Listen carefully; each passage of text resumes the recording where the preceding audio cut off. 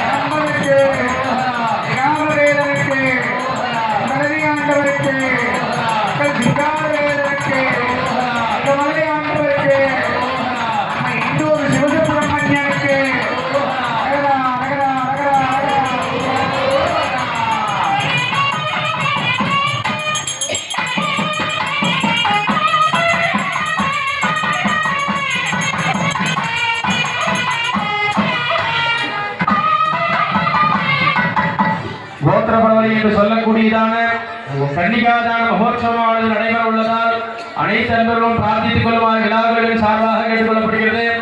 இப்பொழுது பெண் வீட்டார் மாப்பிள்ளை வீட்டார் இருவரும் இணைந்து இன்னாருடைய பையன் இன்னாருடைய பொண்ணுக்கு கன்னிகாதானமானது செய்ய போறோம் அப்படின்றது மக்களுடைய மனிதர்களுடைய தீர்ப்பு.